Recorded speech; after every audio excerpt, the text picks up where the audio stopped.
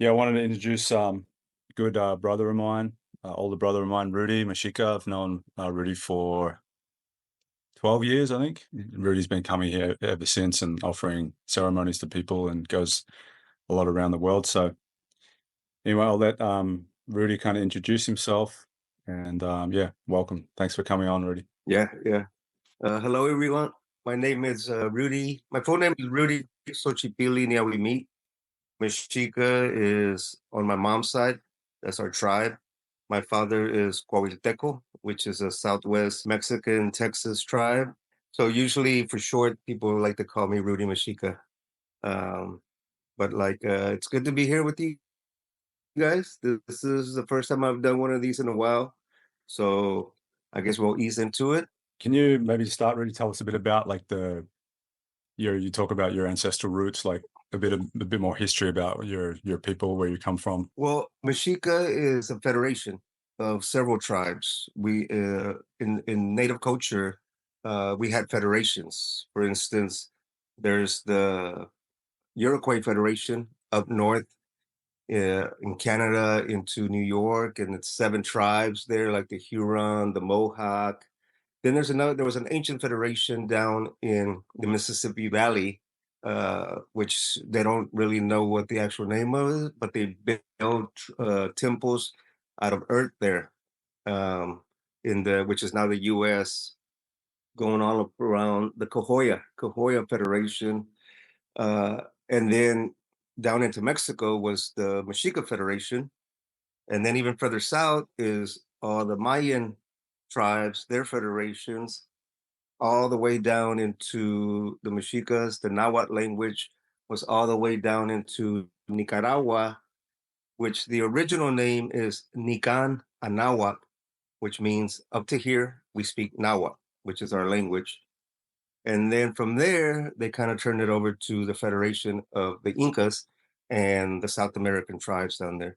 So if you look at the two continents, North and South America, there were federations all the way from Canada into Mississippi, into Mexico, into the Mayan region, all the way into Nicananawa. And then from there, the tribes down in South America, which were the connected to the Inca people. Mm. So our tribe, on both my mom and my dad's, were connected to the Mexica tribes, and on my dad's side, they were Cuahuiltecos. We are Cuahuiltecos, and Coahuil, Coau is serpent, Wheel is sky, is the serpent, the land of the serpent in the sky is what our tribe, the name of our tribe. They were peyote people, medicine people. The Coahuiltecos didn't live in the big cities like Tenochtitlan, where they had temples. They were nomads. They lived up closer to the border, what is now the border between the United States and Mexico. So from the desert in Wirikuta, from San Luis Potosí, where my mom was born, all the way up to South Texas was where they would go out. They're kind of um, like the Buddhist monks that carry a bow and they just go from place to place with very little things. Like their whole thing was to live in nature with as little as possible. And when it came to the medicine, they actually used it for sustenance. They would just eat it day in, day out to get through their day, kind of like a fasting from everything else. So they were the ones that would go out and just sit out there in the desert for many days, many months, and then bring back information to other tribes to share about their medicine ways and what the desert, what the medicine, what the animals taught them while they were out there for like months at a time. They would go out there. And then they would even have posts out there where people would just stay out there near the rivers. I don't know if you guys know Texas much. I'm in Texas right now, by the way. I live in Texas, and I'm near the hill country where there's a lot of springs there. Water springs is just they pop up and so that was the trade route.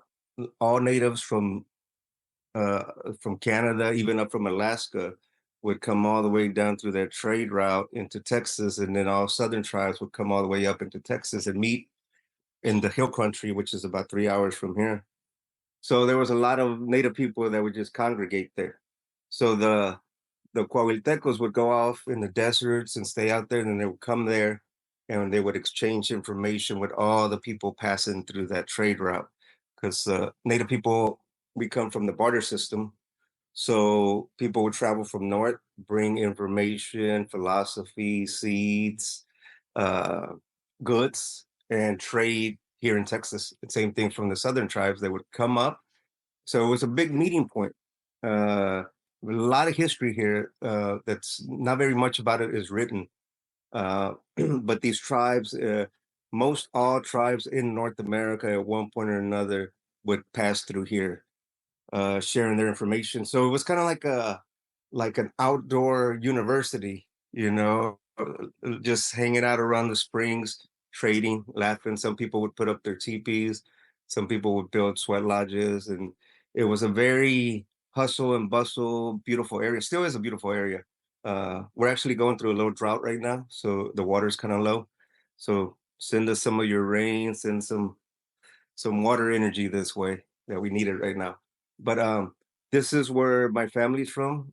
This is where I grew up. I grew up in Mexico and here, and I like it out here. It's there's Cuahuiltecos, there's Comanches, there's Apaches, there's Utes, there's Dene, which are Navajos.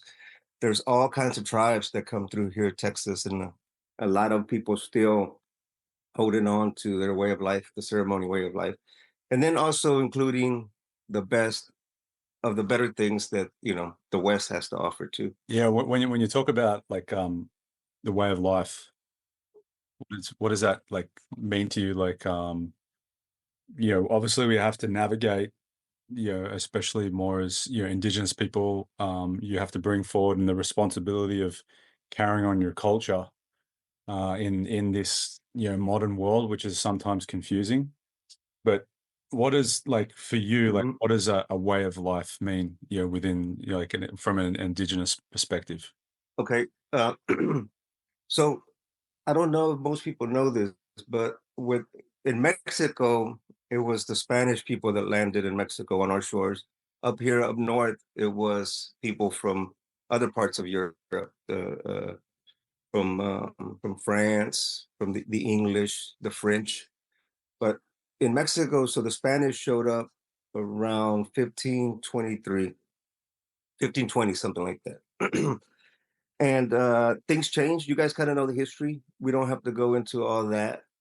But what most people don't know is that there came a moment in time when the native people, which were the Mexika Alliance, the Mexika Federation, they that was the biggest civilization in North America at the time. Was in Mexico, what is now known as Mexico City. So when it came time for them to like, they knew that the people that come from overseas didn't have the best intentions. They knew things were going to change. So the leader of the Mexica people at that time was a person called Cuauhtemoc, which means the eagle landing. And he went before his people and he gave the final commandment to our people back then. And he said something to the effect, it's pretty long. You guys can look it up online if you choose, or maybe I can send you guys a link later. But in essence, what he said was, our world is going to change. Our sun is going to go away, meaning the sun in the sky is going to go away for a while. It's like, but that's okay. These people have different intentions. They want the gold. They want the land. They want to destroy our temples. He's like, you know what? Give them the gold. Help them destroy the temples. Help them burn the books, the codices. He's like, in the end, none of that really matters. He was like, the only thing you need to do, and this was the last part of it, is like, have this fire, this way shoot the Gutli is what it's called, the ancient fire of life. He's like, take this fire inside your homes and sit your children around it. That's all you have to do, because all we're experiencing right now is just a wave. energetic wave that will pass. Everything passes. Everything has cycles. So this too will pass. He's like, in the meantime, all you have to do is take your fires indoors and sit your children around it. Because in that fire, everything about our history, everything about our people, everything about who we are, who we were, and who we're going to be is contained in the fire. And that's all you need to do and wait for it to pass. You don't have to confront them. You don't have to fight them. Let them have it, you know? So, in essence, what they taught us, what that means is the natural ways. The fire is nature, is one of the elements of life. So is the water, the air, the earth. So for us, the way we've been able to contain most of our information, most of our teachings, has been sitting around the fire in nowadays in teepees, lighting up the sweat fire. In Wirikuta, the Wirarika sit around the fire outdoors. You know, it's been going on for thousands of years, and the way I see it is long after the so-called what is called the United States now, long after that is gone, Native people are still going to be sitting around the fire because that's where the fire is like a book. It's a registry that if you get know how to tap into it, if you know how to silence your mind for brain for a little bit, if you know how to sit still in front of the fire, so it takes all night sometimes, you know, sometimes it takes a few nights. People go out there, you know, in the desert and light the fire for 3 or 4 nights, and you just sit around the fire and let him talk to you. So all that means is stay close to nature. If you stay close to nature, all this that is happening around the world, all the politics, all this stuff, like that's just on another frequency. It doesn't have to be part of you. You can tap into that frequency. I know people go to work, you can tap into it, go to work. But as long as you sit your children around the fire, as long as you keep your kids outdoors more than inside in a square room, you know, that's where it's at. That's what I like to keep my kids. You know, my children like to be outdoors. They ride horses. They play football. We have them lighting the fire. We have them tying the drum. They light instruments. You know, all these things that are going to help them out in life. They know how to communicate to the fire. They know how to sing to the water. They know that water is life. They know they come from the water. And it's kind of interesting because like I've been around these ways since I was born. Like, you know, my great grandmother was a medicine woman. And I started traveling with my uncles at a young age around the world. And what I noticed was you would sit people in front of the fire and they would act bored, that the night was taking too long. They were uncomfortable because they had to sit, and then the elders, the medicine man, the road man would tell them, just sit, don't move, you know. They were like antsy. And so what I noticed is that disconnection from nature. You know, it's like for us, the fire is sacred. It's for us, the fire, the water, the earth, wind are like the most sacred things in the universe. And yet we put these people in front of what we consider the most sacred of sacreds, and they don't know what to do with it.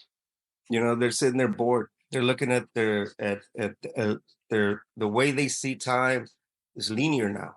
So they're thinking about tomorrow or when is the sun gonna come up? Instead of just sitting there quietly in front of the fire and let the fire show you something.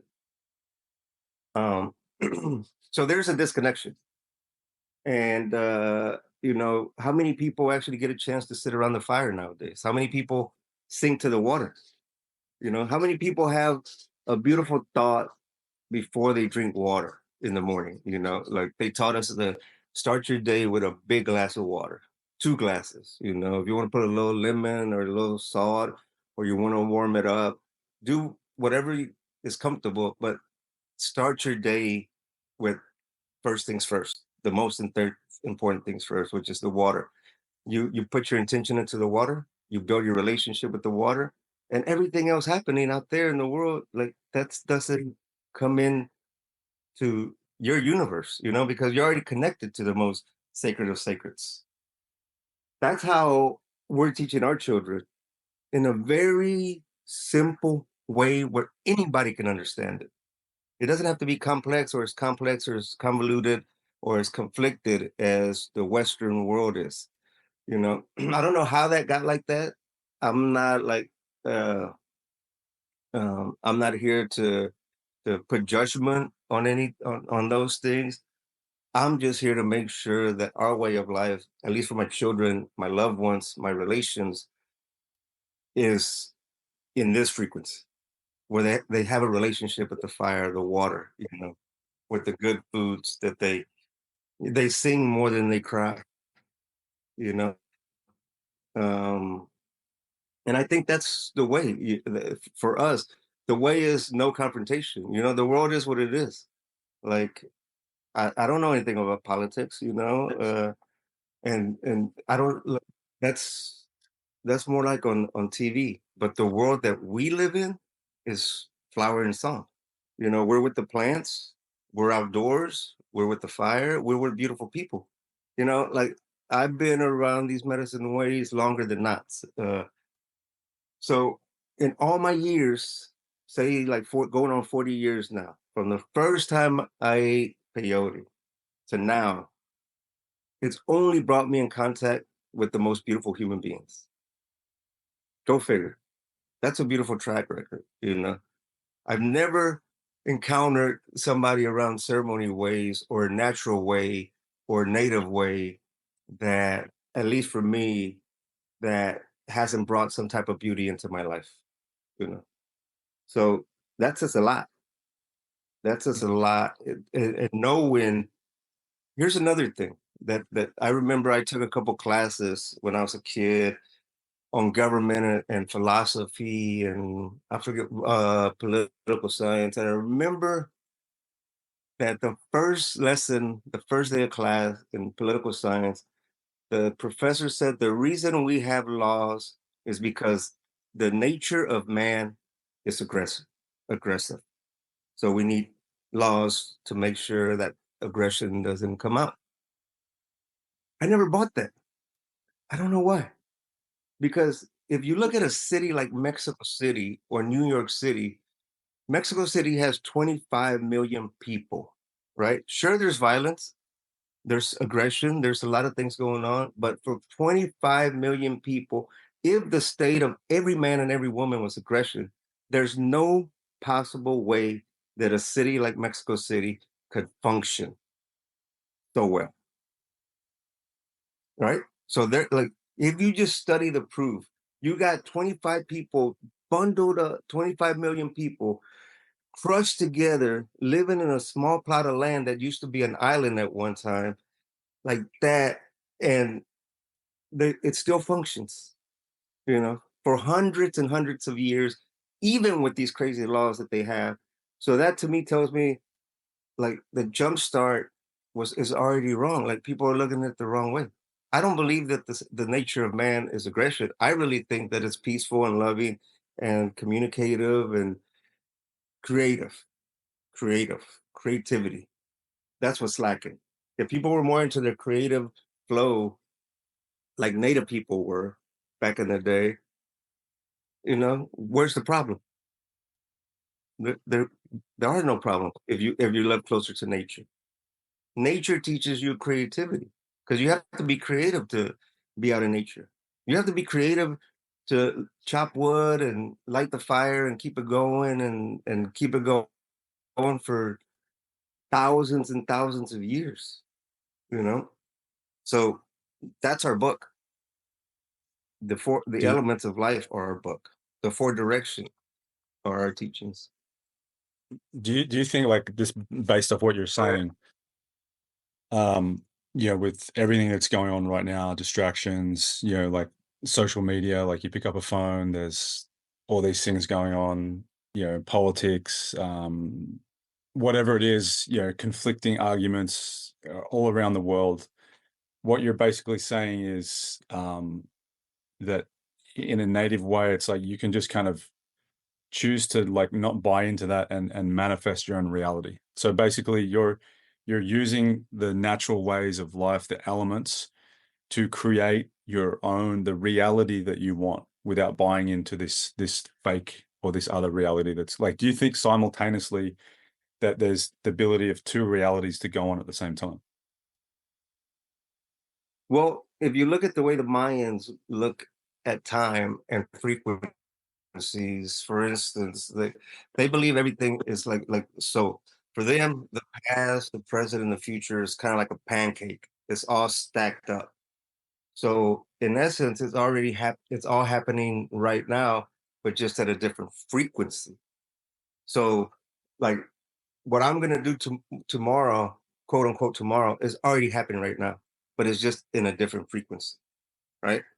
So it's like a cylindrical way of thinking that, like I don't want to go too far, into it, but the Mayans say the reason they make we have these calendars, the 1320 calendars, which are cylindrical, and the reason they're so accurate is because the calendars created portals for them to go from one reality to the next and see what was going to happen. Um, Proof of that, if you guys want a little bit of proof, okay, everybody's heard of Chichen Itza in Yucatan, the temples that the Mayans built there. People flock to it, you know, for the equinox because it's a big thing. It's like a lot of hippies go there, a lot of new agers. They go to this site, right? Super popular. Without even knowing that there's a sister city called Mayapan, which is about a few hours away from there. Now, Mayapan, if you go there, there's information there on the temples of it was built in 900 AD, I believe. And on the temples, I went there with the Mayans when I was a kid, and they walked us around and they showed us there was some carvings there that in 900 AD they um, they put it in stone that people from another part of the planet were going to come and break North and South America apart.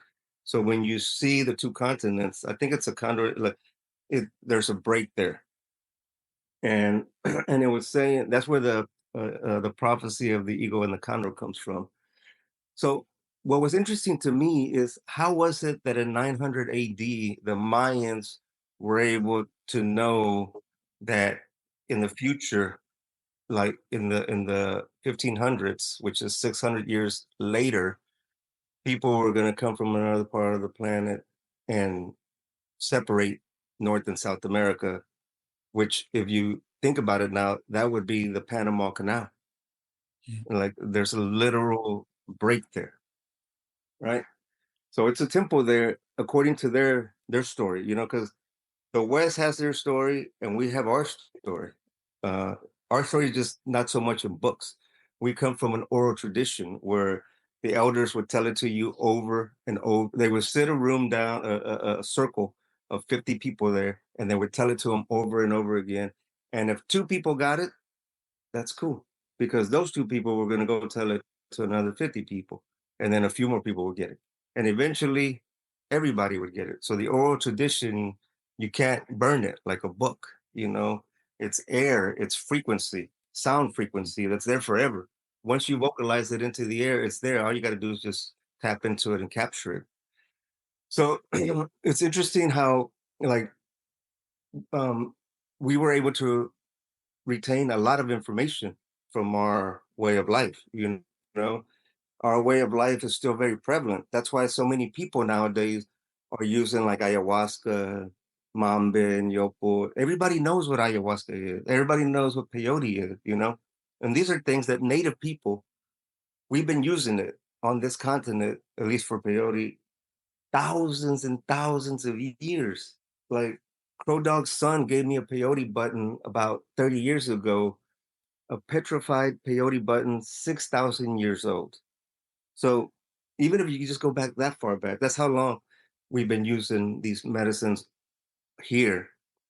And people still now they use them in Australia. Now they use them all over the world.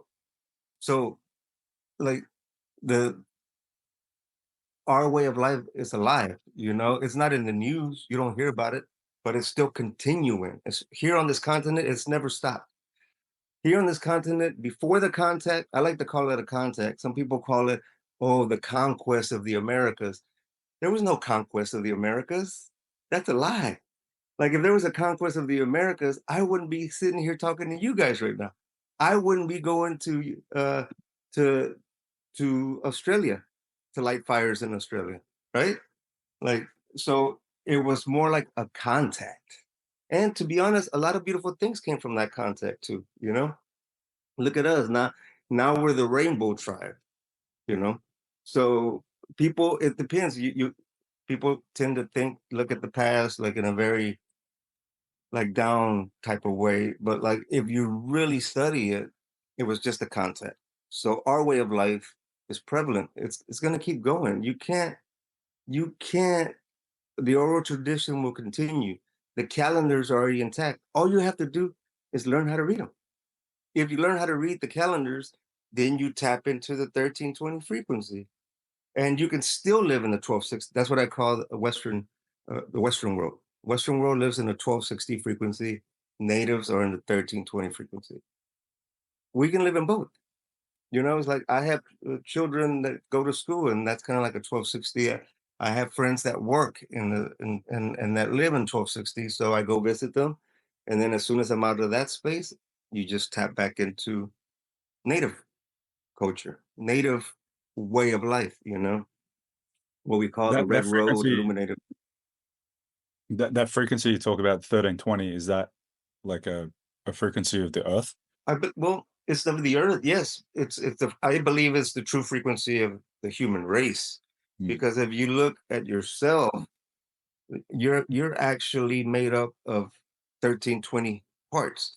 If you study, let me see if I can post this back up good. I think I should. But if you study like the big sections would be the 13. It would be one, two, three, four, five, six, seven, eight. The hips, the knees, and the ankles add up to 13. And then 10 and 10 toes, that's Mhm. 20. Your own body is showing you that you are made up of 13 incredible, 13 huge parts, and then 20 smaller counterparts. Mm. So, and the funny thing is, here's the funny thing is, the 13 would be consciousness. Mm.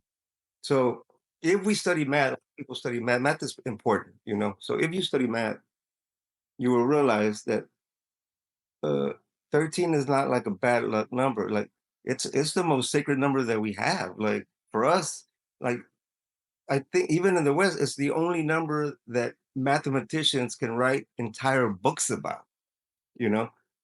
But why is it the bad luck number? You know, it's like if we use math, music is math, you know, it's like in our world, mathematics, we use it for counting, we use it for everything. And if our calendar is a 1320 frequency and 13 is consciousness, where's the consciousness in the 1260 frequency? Why did they come down a frequency? Why did they, instead of keeping it at 1320, they brought it down to a 1260, which I don't understand. But that is a question that maybe somebody else can research. People that are into math and stuff like that. But yeah, for us, the calendars are based on with that number, up to that number. It's I cool. forgot your Well, question, dude. no, that answered it. I think it's cool what you're saying about the prophecy stuff, the eagle and the condor. And I just wanted to bring some awareness to right now. There's people that have been running for 6 months from Alaska and from Chile. It's called the Jornadas de Paz, Yeah, like the it's peace and indic- dignity. Yeah. And what they do is they run with bastones, or like batons of each indigenous like nation. And right now they're in Colombia. So the eagle baston has come from Panama. They cross over from the ocean, and they're into Colombia right now. And the condor one has just passed the border into the Putumayo region. I was actually on the phone with my friend. He was in the car, and then I've got all the bastones, and they're like driving through this town.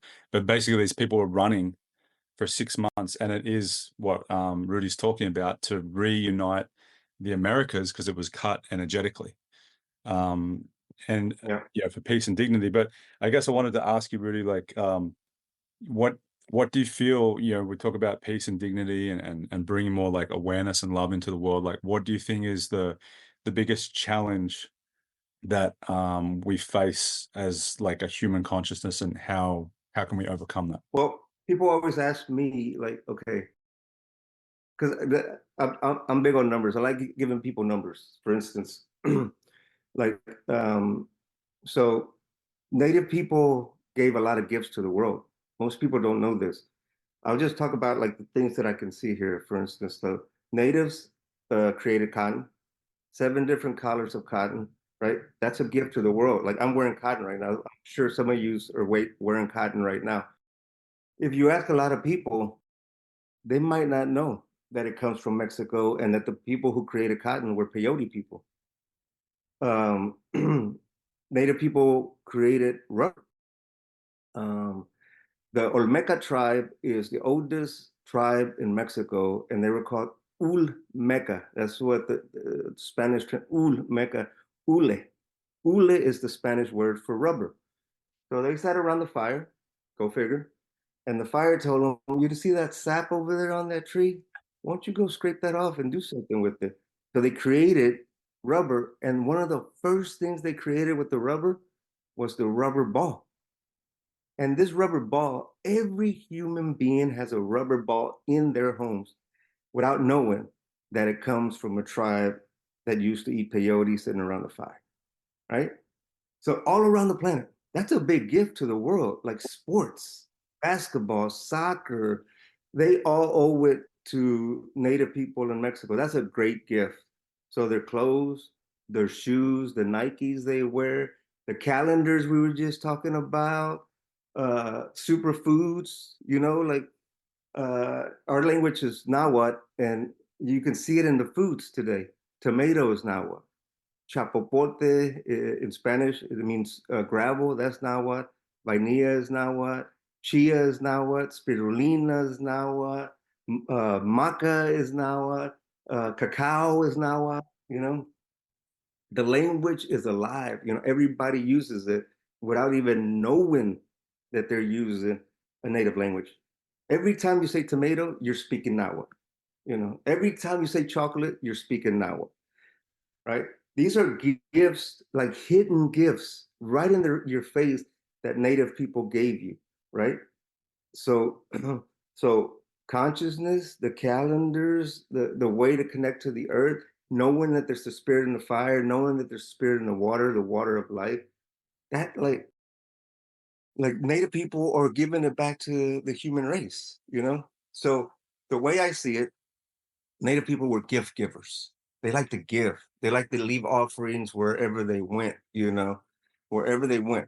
So I think, like, for me, when you really think about what's going on in today's world, is that people forgot to give, to offer things to the human race. That's the issue we're having now, because everybody knows how to take. Like you're born and you take from your mother's breast right away. You're born with that, but you have to learn how to give. That's a teaching that I guess people have forgotten now. Every time I go to the ocean, before I jump in the ocean, I give the ocean a gift, you know, a little crystal, some tobacco, cacao. And if I don't have anything, I go like this. I put my DNA in the water and I register myself in the water and I say, thank you, mama. Give something back of yourself, like that. DNA right there on my finger. I put it in the water before I jump in. How easy is that? I don't even smoke outside of ceremony, but I always carry tobacco with me. So wherever I go, somewhere in nature, I leave a little tobacco offering. So that's one. That's one of the biggest things that we need to relearn is how to give back. Gift giving. No matter where you go, you got to leave a gift, right? You want to be a gift giver on this planet.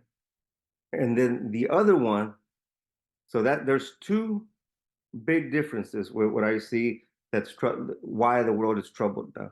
One is they forgot to give back in the West. And the second is in the West, everybody's up here 24/7. Whereas in our world, we move from here. The core, the core. All these chakras here, and then your small intestine that has hundreds of neurons, almost as many neurons as here, which in native culture we call the first brain, the Mexika, we call it.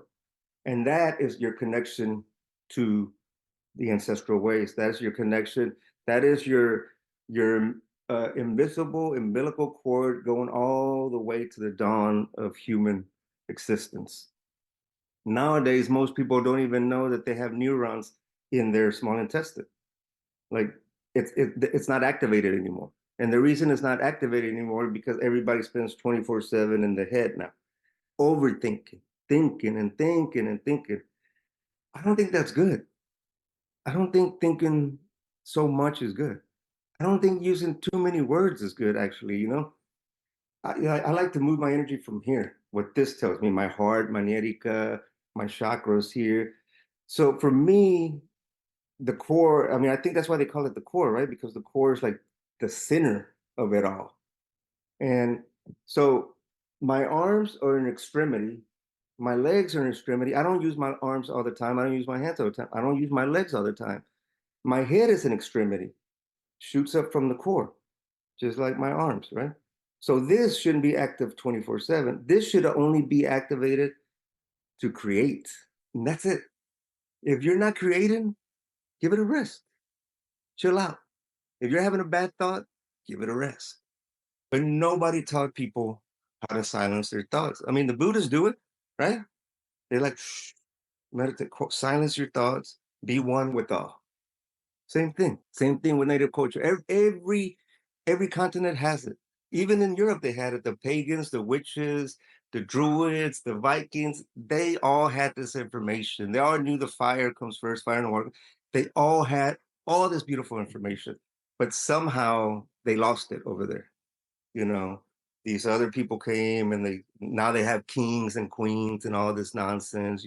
They have a hierarchy now, right? And so when they got over to us, I guess they tried to do the same thing, you know, but like it was too late. Like we they got over here too late. Like you can't like all this information is going to continue for thousands and thousands of years. You know, you can't like they try to burn the books, they tore down the temples, they changed the whole city, you know, but it didn't work. You know, it was a good shot. They gave it a good shot, but it didn't work. Like the consciousness will always continue. It's always going to be here. All you have to do as an individual is tap into it. That's where your willpower comes into play. That's where you come into play. You're like, wait a minute, what? There's frequencies? You mean I can go from one to the other like this and I can move? So I don't have to be here 24? You mean I don't have to be in my head 24/7? You mean I can just be out like this in the world, experiencing it, living the moment till its fullest, smelling the roses, you know, sitting around the fire. You mean the fire can talk to me? Yeah, the fire can talk to you if you allow, if you listen, if you shut your internal dialogue off for a little bit, put your phone down for a little bit, go outside for a little bit. The trees will talk to you. You know, all of it is alive. The birds will talk to you. Why do you think we use so many feathers? It's like because we're showing the universe we want to be more like this. We want to be more colorful. We want to fly. We want to get up there. You know, we want to use the air to bring consciousness in, you know. I could go on, but I think that answered your question. Hey man, um, what do you think some like some simple steps to get out of your extremities, i.e. your mind on a day-to-day basis? Like maybe, like we talk about, I know you've mentioned this before, but like self-responsibility, like it's your responsibility for the way that you think, the words that you use, um, like prayer, like what is prayer as a connection? Like what are some ways in which people can, especially on this container here, can take something away and think, all right, today, like right now, I'm going to start to come back into my core. Well, I think the first thing, at least for me, what I realized is like when I realized I'm not important, you know, the most moment I realized that, like, I'm not important, that my thoughts are not important, and better yet, they're not even my thoughts. The time I realized that they weren't even my thoughts, they're just more frequencies coming through my brain, like a receptor, like an antenna. Then I realized, oh, so I'm in charge here. So it means that thought is not my thought. So I don't choose to engage it. I don't give it importance because I'm not important. Dude, that for me was a breakthrough when I was a kid. Like when I realized that part, I was like, oh, snap. So it doesn't matter. So my thoughts don't matter. And if my thoughts are going to matter, I'll latch on to a beautiful thought. I'll latch on to the day my kids were born. I'll latch on to the day I fell in love with my beloved. If I'm going to think of the past, if I'm going to use this, because that brings me into creative flow. When I think of my kids, that's creative flow. When I think of my beloved, that's beautiful. Like beauty creates, right? The moment I have a weird thought come into my, because they come in, they're just we're surrounded by frequencies. But like I'm like whatever. I laugh at them. Like I don't even pay attention to that stuff. I breathe. 4 breaths. I'm on to another thought. So you don't have to go to a psychologist for 10 years where they say, you know what? Tell me about your problems. Let's talk about your problems today. I'm like, are you nuts, dude? Who has time to talk about problems? I want to talk about my gift, the gift that I'm going to leave the world because I already lived half a lifetime. I need to get on this. I need to figure out what gift I'm going to leave the human race like my ancestors did. It might not be as big as rubber or the rubber ball or cotton or medicine, but it's going to be something. So I don't have time to be sad, you know?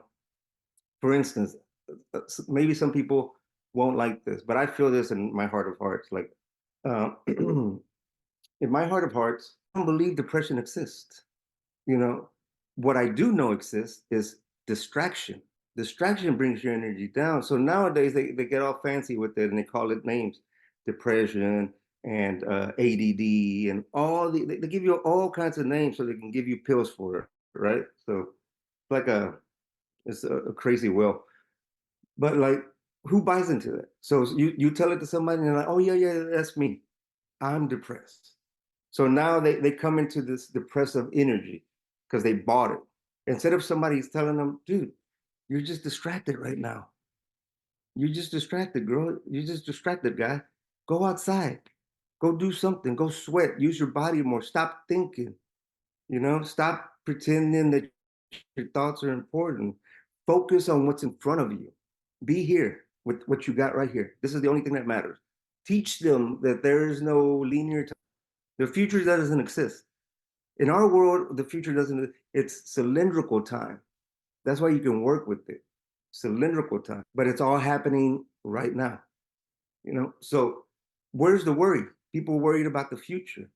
People worried about the past. But if you just stop thinking and just sit here right now with what you got, like you'd be hard pressed to find a problem. If people knew how to just like too many words, people use too many words. Like not, for whatever reason, the human race has what's the word for it? Like English is my second language, so just bear along with me. Devolved into using language words as their primary form of communication. Our ancestors, they tell stories like you can use a lot of other energies. Telekinetic exists. You felt, everybody felt it. You thought of somebody, then they called you. Like it exists, but they don't hone those skills because we, as a species, have decided we're just going to use language now. Okay, cool. That's all fine and dandy. Let's use language. But if you're going to use language as your primary form of communication, shouldn't you study the language a little bit? Shouldn't you want to know that sound frequency is energy? If you're sitting there cussing at your kids, if you're sitting there cussing at somebody else, you're just going to bring your own energy down. So therein lies the responsibility. Just because the words exist, just because depression exists, does that mean you're going to fall for that? Does that mean you're going to use that? Like, there's so many beautiful words to use in the world that you can describe yourself, and you're going to say, I'm depressed. just because somebody in a lab coat invented a word that you could use. Just because the English dictionary has about 50% of the language is low energy language words, low frequency words, I like to call them, sad, down, and I didn't know this. I learned this when I started having children because my firstborn he was unschooled, homeschooled, whatever, more unschooled than homeschooled. He used to travel with me, set him around the fire, right? Uh, but then we bought a house and then we sat down and he was going to go to school. So he went to school like in third grade or something like that. So he went to school. Maybe it was second grade. So they sent back the vocabulary. The first week he was in school, they sent back the vocabulary, 10 vocabulary words that they were going to study for the week. The second word was intimidation. And I was like, are you serious?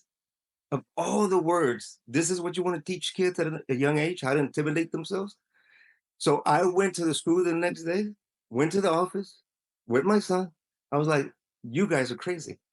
So I took him on the road for another 5 years with me. I was like, there's no way, dude. Like, what? This is what they're teaching kids now? No wonder they're fighting. No wonder kids are like, because like it's language. So people see, the language you use with everybody else is the same language you use to yourself. So if you see somebody cussing and arguing, they're just up here arguing, going around in circles. They didn't take the responsibility to learn the language and to study a language. Let me just real quick. Let me add to that, just so you can understand where I'm coming from clearly. So, like I said, our language is Nahuatl, right? Everybody speaks it. Tomatoes Nahuatl. Uh, I could go on. But all you guys, everybody here on this video has been speaking Nahuatl since the day they were born. Chocolate is Nahuatl. Who doesn't love chocolate? So Nahuatl, the word itself is a compound word, two words put together. It means Niawi at. Well, what does that mean? It means four, Niawi at, waters. Four waters. That means everything you speak is going to flow to the four directions. Think of the intelligence of this language. It's in the language. Everything you speak is going to go to the four directions. So be careful what you're talking. But the ancestors made it so easy because you'd be hard pressed to find negative connotation words in Nahuatl. For instance, there's no curse words in Nahuatl. There's no where I like to use like a funny one. Like even our word for feces is kiawitsi, which means fertilizer for the earth. So see that cylindrical way? Like there was no like, oh, that smells like crap. Oh, that's horrible. No, it's kiawitsi, that which fertilizes the mother earth. So even in the language was helping you, like, yeah, dude, like we can create a fertilizer with everything. Everything can be used. No cuss words whatsoever. And when you speak it, we emphasize on the second to the last vowel, or is it consonant? What is it? Vowel. So it flows. It even sounds like water. It's like Empalemoni, Wewe Shutekutli, Tlokenawake, Tonan Centrali, Tomats Kayumari, Hikuri. You see how that flow? So the more you speak it, the more it activates your internal waters, because you're all water anyways, right? So the more you speak it, you're gonna be up. You're gonna be like this, shoulders up, chin up. You're not gonna be cussing and arguing and yelling at. There's no way you could yell at somebody in Nahuatl. It was gonna sound like you're singing to them. Oh meteo witzilo pochli quetzalco watescalipoca. You see, the faster you skip, it just sounds like songs. So that's how intelligent the ancestors got it. Even down to the language that they used, they made it so that it would activate your waters inside. And the more activated your waters are inside, guess what? The healthier, the happier you are. Boom. That's it. Who needs doctors? All we need are plants. All we need flowers and songs. Right? The peyote has a little flower inside of it every now and then. flower and song. That's it. Our leaders were philosophers. They weren't politicians, right? I've said like my favorite poet of all time, and I love poetry from all over the world. But my favorite poem of all time was by Nezahualcóyotl. His name means fasting coyote, and he was a leader of the Mexika people. During the Golden Age, like in the 12th century, it was a beautiful era back then. Like nobody knew of the Europeans, nobody knew of that. They were just vibing. The grandmothers were in charge. The water was pure. Everybody was eating the superfoods. There were no pigs here. There were no cows. The protein came from deer, antelope, elk, buffalo, crickets, even, everybody was eating good, singing good, living flower and song. So he wrote a poem that in my mind encapsulates like it says exactly what native culture is all about beautifully. And the poem is so simple. It says, Creator, we are on this earth, but for a brief stay. What did we come here for, if not to sing songs and plant flowers? That's it. That's native culture. And I'll tell you why. What is a flower, right? The culmination, the beauty, the aromas, but it's also the seed. It comes from the earth, right? It's cultivation. So you cultivate. I don't know if most people know this, but the root word for culture comes from cultivate. So if you cultivate, you'll have culture. That's the flower. And what is the song? Everything above, the air, the wind, the frequency that's going to take your prayer to the farthest ends of the universe to go with the creator to manifest your life the way you want to. Everything intact right there. You have the earth, which is the flower, and you have the song, which is the universe. Flower and song. All we have to do is get back to flower and song, and all these issues, all the sadness, all this depression, all this made up nonsense is gone with the wind, just like that. And all you got to do is sit around the fire a little more. Stop thinking so much and let the elements talk to you. Go touch a tree. Go put your DNA in the water. That's what you can do individually as a human being, on a personal level. Right now, you can go to the water and say, Thank you, Mom. Or better yet, if you've never sung to the water, you can say, Go to the water, get on your knees and say, I'm sorry, Mama. I'm sorry that it took me this long to get here, but I'm here now. I'm sorry that I was distracted. I'm not distracted anymore. And then you teach that to your kids, and they're going to teach that to their kids.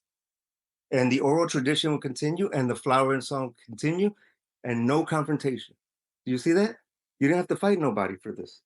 This is free. You offering something to the universe, to the forest, to the water, to the fire, free. That's freedom. Isn't that what we want? We want to be free. Well, for this little brief moment in time that we're in this beautiful body, this incredible mind, these eyes that see the most beautiful things, this mouth that says the most beautiful, intelligent things, shares to the world. It's like, what else do you want? That's what we're here for. We're here to plant flowers and sing songs and leave a beautiful gift to our brothers and sisters. That's how we'll be remembered. That's why Native culture is so prevalent right now.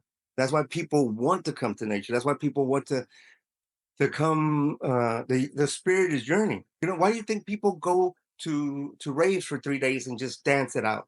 Because like that's a spiritual awakening, even though it's a little convoluted and confused because we live in such a plastic world that people aren't so connected to nature. But the spirit is young and yearning so much, they it finds it where it can. It finds it in LSD. It finds it in all these. It's just the spirit wanting to be free again. If spirit wants to sing, the spirit wants to dance, the spirit wants to create. Spirit doesn't want to be down and depressed and clinical, and like sitting in a room with four walls all day long, typing away at the computer, not getting no exercise, not getting no fresh air, never saying thank you to the elements, bless your food, things like that. If you're a man, if you like meat, learn how to hunt. Duh.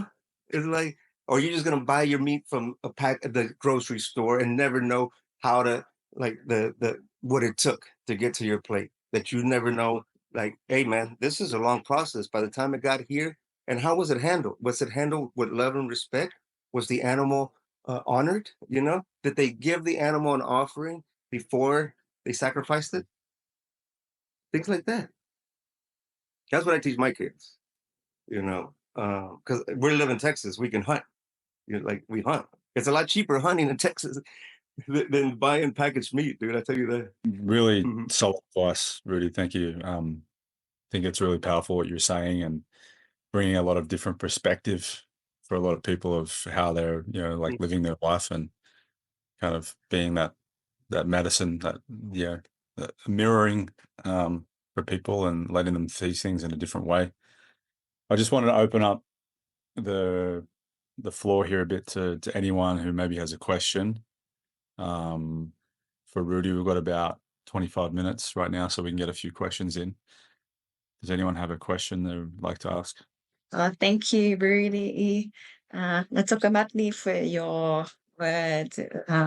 Yeah, it's a really resonating and landing. And I just was curious on your perspective on like non-Indigenous people sitting with um, hikuri. And like I used to live in Mexico and I spent a lot of time in Nayarit and met a lot of Huararica people and spoke with some Maracame, and it was, so difficult. Tell I can tell um, by the artwork behind you where you've been. so difficult for them to make that pilgrimage at Wirakuta at the moment. Obviously, I know the mining is a big thing, but then the hikuri tourism as well is really sort of decimating the population of peyote in the area. And so I was just, yeah, people I spoke to were very much like, please let us be able to continue our practices. So I've not sat with that medicine for that reason, but cultivated a Mhm. relationship with it in other ways, growing my own, that kind of thing. But I was just curious on, where the conservation is at and your thoughts of non-Indigenous peoples working with that medicine. And yeah, just curious. Okay. So it sounds like a two-part question. Um, the I'll answer the first one, which is like the shortage of medicine. I think is what you were trying to get at, right? Um, I think here in Texas and in Mexico, we're working hard to change some of those laws because, like, it's a plant. How is it gonna disappear, right? If you slice it the right way, one button, two grow. That's a fact, right? Um, but people are people. People are some people that like the tourist, they're taking the whole root, right? But it's a plant. It grows.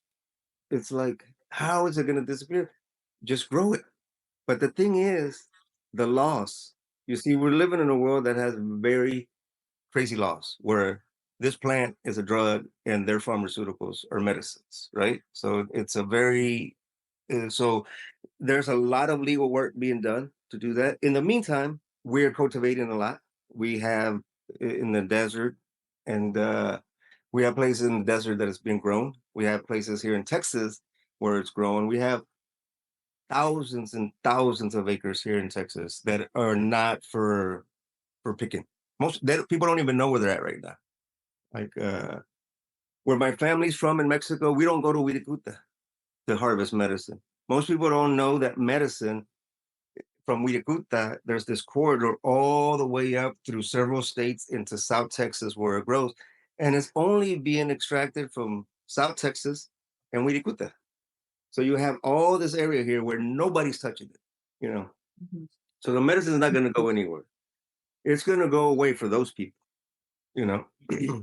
And in the meantime, like I said, we come from no confrontation. But what we are working on is the laws, and to allow that. Like we have laws in Arizona and Texas where they're allowing Native people to grow it now, and this is fairly new in the last 5-10 years. You know, that people have even started thinking. I was like, oh yeah, wait a minute, it's a plant.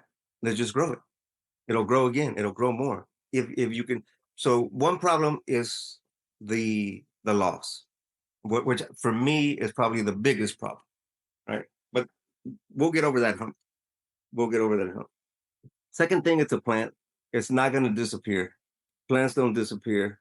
You know, we're growing it in South Africa. It's being grown in New Zealand. It's growing. It's growing in Australia. It's growing in Texas. It's growing in Mexico. All over Mexico. All these secret places that nobody knows about. Right. That's just the ones places that I know for sure where it's being grown. Another thing, and until the laws change. Now, another thing is the thing where about non-native people. That's where that comes into play. If we didn't have the first issue, the second issue wouldn't be a problem. Mm. So if we had the abundance of woo, everybody, you know, because the way I see it, the medicine is for everybody, but not everybody is for the medicine. But that's different. Mm. You see, it's not that they have it. It's just that some people aren't like they're gonna figure it out a different way. Because at the end of the day, the peyote is just like to start your interest in this path of life. You know, that for me, a peyote ceremony is not about the peyote. For me, the ceremony is about the fire and your prayers. The peyote just comes in to speed everything up a little bit for everybody because we have some catch up to do. You know, and here's the other thing to answer your the second part of the question is like it's a plant. Plant is for everybody. Just because the natives been using it here, you know, that doesn't what like oh it's just for us. So that means all these other people that need healing can't use it. You know, blacks, whites, Asians. So now we're going to get into that problem of like exclusion, and that's where problems come into play. Oh no no no! Don't let the Mexicans come to America because America is just for Americans. So we're going to build a wall and keep the Mexicans out. You see, like that'll send you down the rabbit hole. Uh, so I've had these questions a couple of times before. People always talk about it. There's documentaries about it now on Netflix and all that. But like, I think they need to stop asking those questions and start asking some more important questions, like why is the government prohibiting people from growing it? Why aren't we using mushrooms for soldiers who really need it because they have uh, uh, PTSD, right? All these one. Why aren't we using other these medicines that have shown incredible progress that can help? And for us, the peyote is a testament that like it's helped our people since day one. It helped us all through the contact. It helped us. It brought us to this point right here, right now. And I can tell you one thing: where my family's from, in San Luis Potosi, we have two little hills, right? That we go harvest medicine. Nobody knows about it. Nobody goes. You can spend all day long walking those hills and you'd be hard pressed to not step on a bug because it's flush. You can walk over it, you're not going to harm it. Most people don't even know it's there. You have to move the dust a little bit, but like there's like entire hills full of medicine for days, for days. But like it's not ready to be discovered yet. People aren't supposed to know about this yet. And then there's the people, these tourist guys that go to the desert, and I this is a true story. So there was this one guy that went to the desert, and I knew his energy. His energy was off. So he went and he paid the Maracame a whole bunch of money, and I'm like, all right, I'll take him to the desert. Like he gave me some money, so a couple $1,000. So he sent him out there on the desert, right? The guy got lost that day. He got lost. They went looking for him. They found him the next morning. He spent the whole night. When they found him, he was crying. He was sitting down, exhausted. He was crying. And then the first thing he told the Maracame is like, I couldn't find no medicine. I'm sorry, I got lost. I didn't know what to do. And the Maracame started laughing at him. And the guy was like, what happened? I almost died out here. He's like, stand up. Stand up right now. He stood up. The Maracame took his little rag off and dusted the earth a little bit off the ground where he was sitting. There was a family of peyote like this big. He was sitting on the peyote all night long. Like it was just so that's a teaching. The peyote knows how to protect itself. Am I going to listen to the people saying there's no medicine? The medicine is becoming extinguished, or am I going to live my life where I don't live with negative connotations, because where I'm standing, it's abundant. I go to Texas, you go to my brother's house, dude, acres and acres and acres of medicine. And there's only two people that use that medicine, me and my uncle. But yeah, it's a problem. I think the way we look at it is a problem. I think us separating ourselves by color is a problem. I think the law is a problem. I think the questions, the real honest question, the questions that should be asked aren't quite asked just yet, because we're stuck in this dilemma of coming from lack, you know, coming from lack and coming from really understanding the medicine and the plants. Like, I tell you what, we're gonna be gone before the plants are gone. They're gonna outlive us. That I know. So, but yes, here's what I do know that should happen if we want to stop that nonsense. Like, you should know who you're sitting up with. Know where your medicine comes from. Like, are they those people? Are they the ones that go sack the desert, and then just because they ate 4 buttons with a maracame for like 2 years, all of a sudden now they're gonna go lead medicine ceremonies, and they're gonna invite like all of these people and charge them all kinds of money to do a little, you know, like a half a spoon of peyote and stuff like that.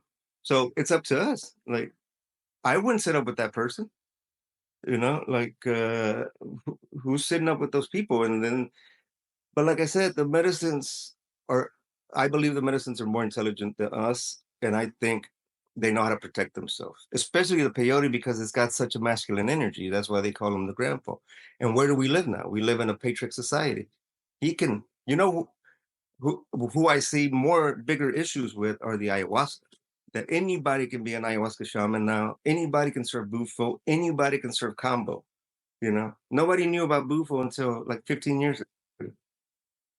Everybody's known about peyote, for like hundreds of years in our here in the U.S. And like, it's um, we're doing like the best, everything we can do right now to like repopulate.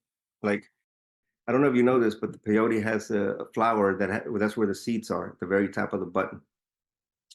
All the seeds that we use from the medicine go back to the desert. So if we've harvested 5,000 peyotes, we've planted 5 million peyotes. And that's just me and my family.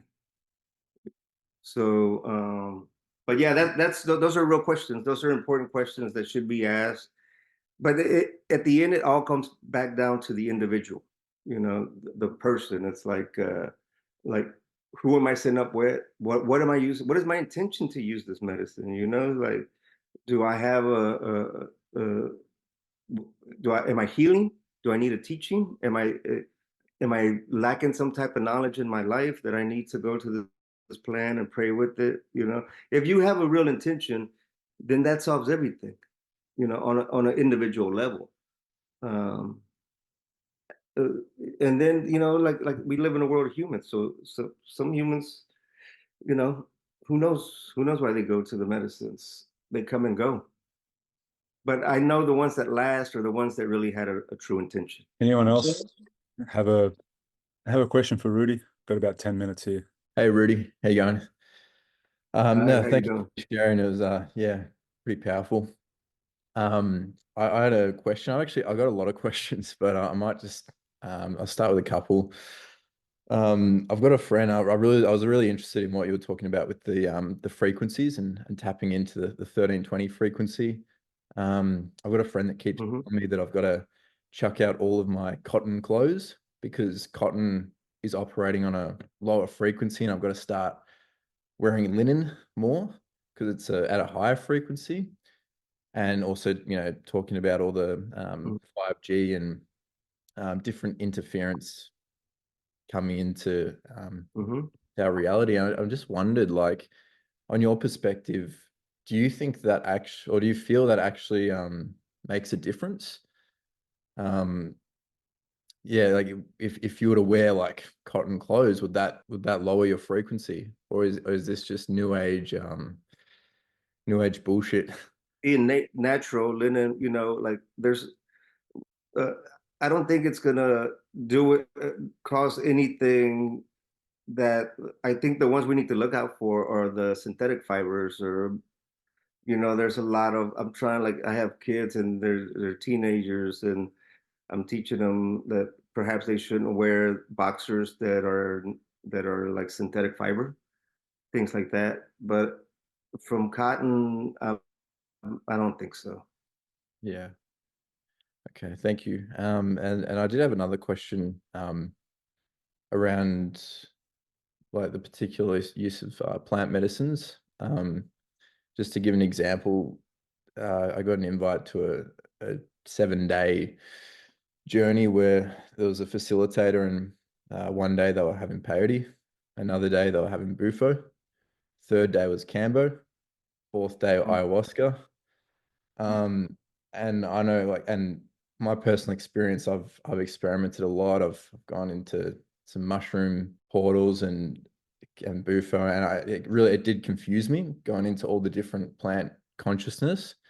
And I wonder, like, is that doing more harm than good when you're working with so many different modalities, or is it better to stay focused on one? And stay, is there like different paths? Like, what's your perspective on that? Well, I think that sounds like the valid question that our sister had, that she had the first questions, and like this medicine tourism. Like, I personally don't believe that people should be like going from one plant to the next, like week after week, or in a retreat. I like a retreat. I've had yahe retreats in the jungle, and it's just yahe, and I've been there for 2 weeks, and we drank yahe for 2 weeks, you know. But like I have seen some gnarly. One thing that I do tell people, like I had some people here in Texas come around. They were like bufo people, and they would do bufo before without telling me.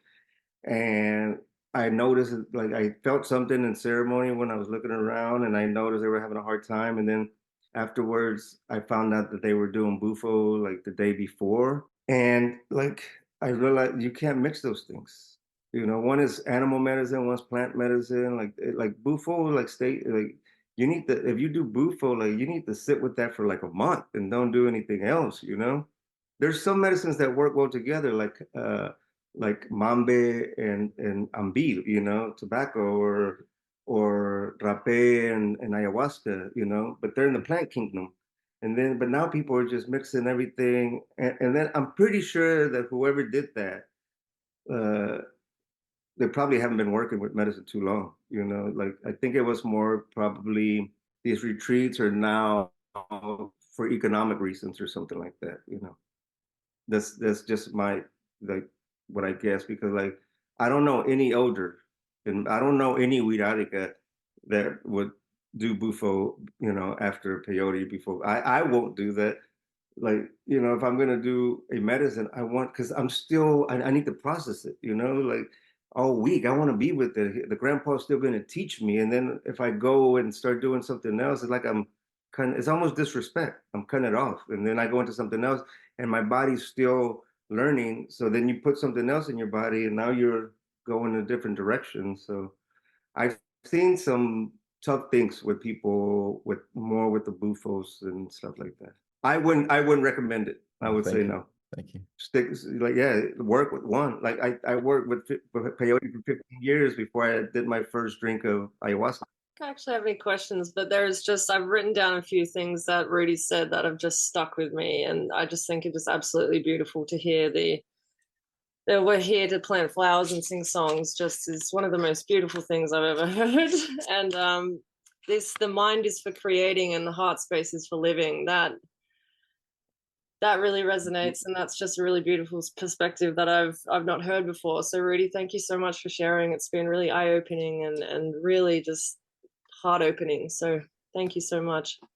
I'm glad you like that. That's my favorite. Yeah. Yeah. That one kind of sealed the deal. You mean it's this simple?